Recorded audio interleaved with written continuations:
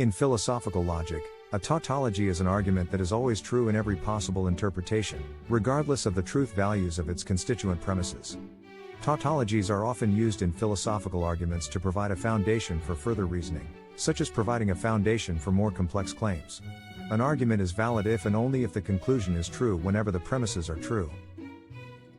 If an argument contains a tautology as a premise, then the argument is automatically valid, regardless of the truth values of the other premises. In propositional logic, there is no distinction between a tautology and a logically valid formula. Here's a common example of a tautological statement: either it is raining or it is not raining is a tautology. This statement is always true, because there are only two possible states of affairs: it is raining or it is not raining. No matter which of these premises is true, the statement will be true.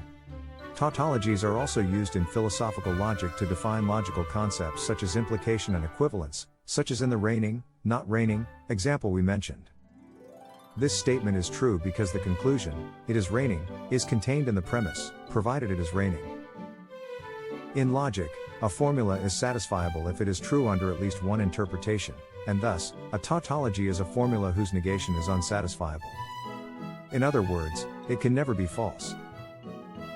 Unsatisfiable statements, both through negation and affirmation, are known formally as contradictions.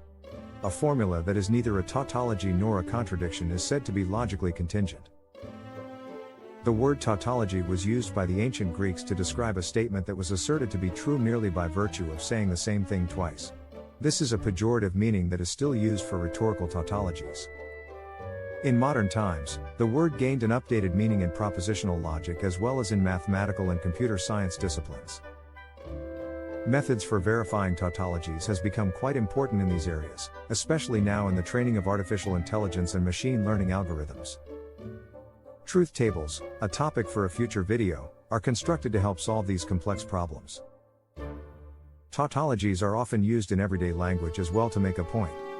To go back yet again to our it is either raining or it is not raining example, someone might say this to emphasize that there are only two possible states of affairs.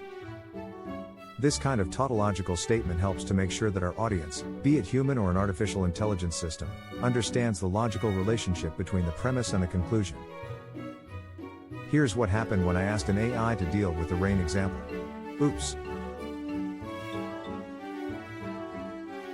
Tautologies are often seen as trivial or uninteresting.